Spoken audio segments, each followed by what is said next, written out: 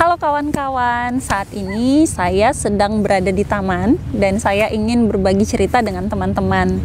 Tetapi sebelumnya saya mau mengucapkan selamat Hari Raya Idul Fitri untuk teman-teman yang merayakan. Mohon maaf lahir dan batin. Biasanya kalau di Indonesia, setiap lebaran saya selalu mendapatkan lontong, rendang, dan aneka kue lebaran lainnya.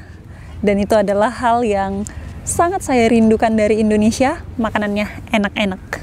Dulu, saya tidak pernah berpikir akan tinggal di kota ini, tetapi perjalanan hidup kemudian membawa saya untuk merasakan tinggal di Copenhagen, dan ini adalah satu kesempatan untuk saya bisa melihat dunia dari perspektif yang lebih luas. Selain daripada itu, saya meyakini bahwa melalui kesempatan ini Tuhan menolong saya untuk keluar dari zona nyaman dan belajar banyak hal di tempat ini. Selama ini saya tinggal di Indonesia sejak lahir, dan pertama sekali saya ke Eropa adalah ke Polandia. Pada saat itu tepat musim dingin, itu merupakan satu tantangan yang cukup berat buat saya. Kemudian 1,5 bulan di Polandia, kita pindah ke Copenhagen. Budaya Indonesia, khususnya Sumatera Utara, sangat melekat di dalam diri saya karena sejak lahir saya tinggal di sana. Tetapi ketika pindah ke tempat ini, saya harus belajar beradaptasi dengan budaya yang berbeda. Kadang-kadang saya terkejut dengan budaya yang ada di sini. Orang-orang mungkin menyebutnya culture shock, tapi kalau berdasarkan definisinya, saya rasa culture shock itu lebih akut daripada hanya sekedar terkejut, dan mungkin saya lebih tepat kalau dikatakan terkejut daripada culture shock. Dan saya ingin berbagi perbedaan budaya apa saja yang saya rasakan di Copenhagen dengan di Indonesia. Yang pertama adalah bahasanya yang berbeda. Ini menjadi satu tantangan tersendiri buat saya karena di Indonesia saya tidak pernah berbahasa Inggris.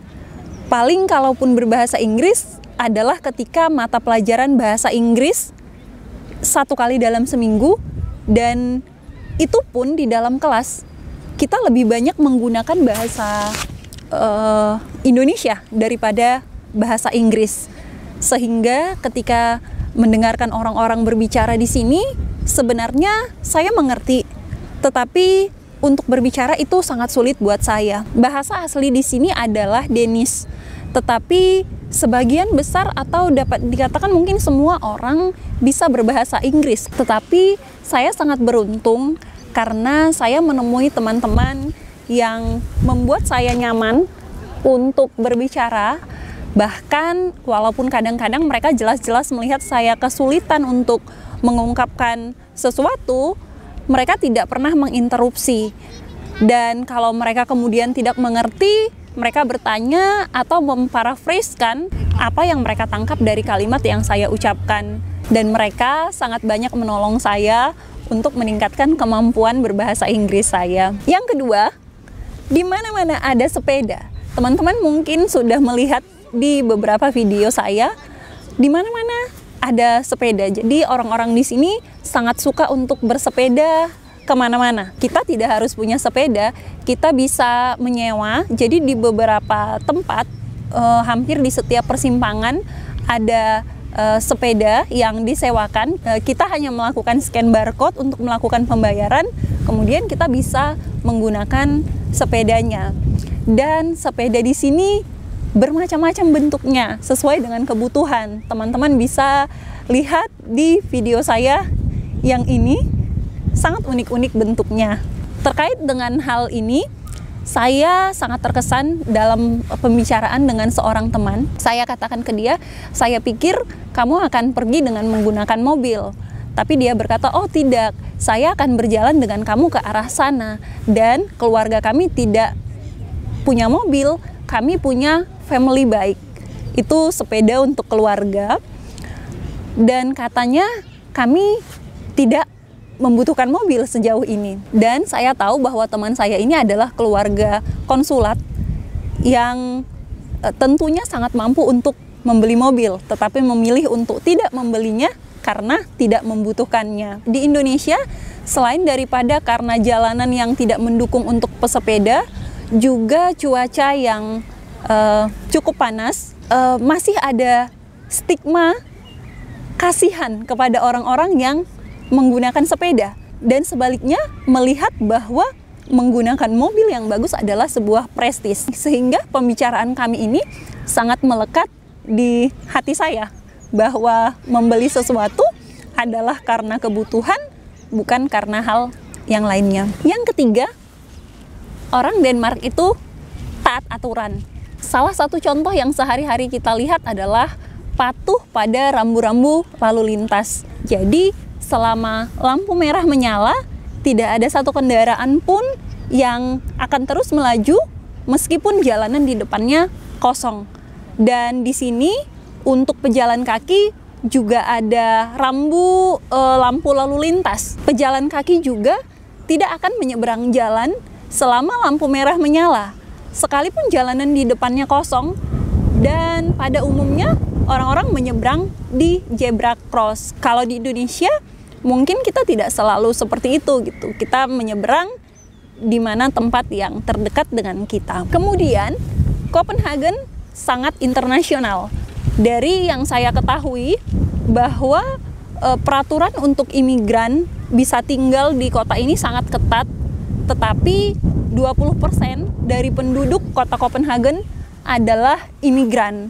Kita bisa lihat sehari-hari ketika kita jalan atau kita di area publik, ada banyak sekali orang-orang dengan perawakan yang berbeda, sepertinya dari Afrika, dari Timur Tengah, dari Asia. Tidak sedikit juga imigran yang berasal dari negara-negara Eropa yang lainnya. Ini merupakan sesuatu hal yang sangat menarik buat saya, karena saya bisa belajar banyak hal dari mereka, termasuk dengan budaya yang berbeda dan hal-hal tentang negara mereka. Kemudian di sini adalah hal yang biasa ketika anak bayi ditinggalkan di luar ruangan dan orang tuanya mungkin pergi ke dalam ruangan dan itu aman.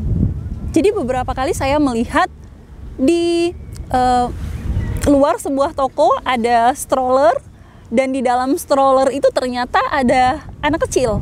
Anak kecilnya juga tidak menangis, dan orang tuanya mungkin sedang membeli sesuatu di dalam toko.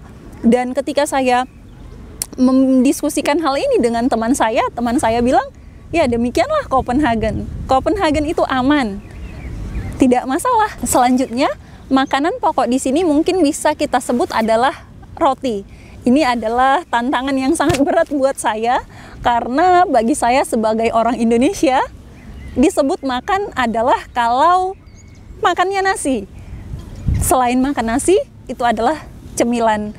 Dan saya harus beradaptasi dengan pola seperti ini di sini. Yang selanjutnya adalah menyebut mertua dan suami dengan nama. Kalau di Indonesia, kita mungkin sudah dipecat, dikatakan tidak sopan kalau seperti itu. Tetapi di sini itulah budayanya, dan sepertinya bukan hanya di sini, hampir secara umum di negara-negara barat seperti itu. Masyarakat di sini pada umumnya tinggal di apartemen, dan yang tinggal di rumah mungkin adalah orang-orang yang tinggal di desa. Nah, karena tinggalnya di apartemen, pada umumnya kita tidak saling kenal dengan tetangga, bahkan bisa jadi kita tidak pernah bertemu dengan tetangga.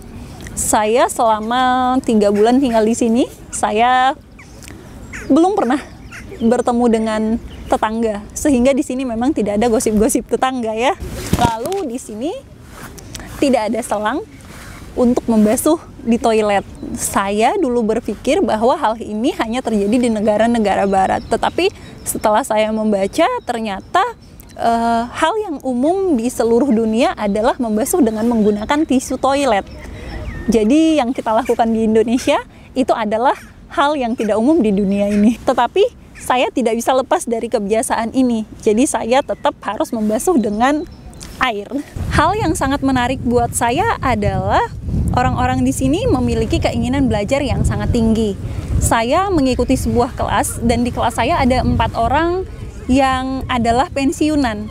Satu yang paling tua itu sepertinya usianya sudah 70 tahun atau lebih, tetapi masih sangat semangat belajar. Ketika saya bertanya kenapa masih ikut kelas, beliau berkata bahwa beliau ingin belajar setiap hal dan tidak ingin lupa dengan apa yang sudah dia ketahui. Saya sebenarnya berkeinginan suatu saat bisa berbincang-bincang dengan beliau, dan saya akan upload di channel YouTube saya supaya teman-teman juga semakin termotivasi untuk belajar. Karena biasanya di Indonesia kita tuh sangat mudah untuk berkata, saya sudah terlalu tua untuk mempelajari itu. Dan saya sangat banyak belajar dari beliau, bahkan sampai berusia sedemikian pun mereka masih bersemangat untuk belajar. Semoga bisa ya. Nah, itu dia beberapa budaya yang berbeda yang saya rasakan selama 3 bulan saya tinggal di Copenhagen dengan yang saya alami di Indonesia. Semoga teman-teman menikmati video ini. Sepertinya saya sudah terlalu banyak berbicara.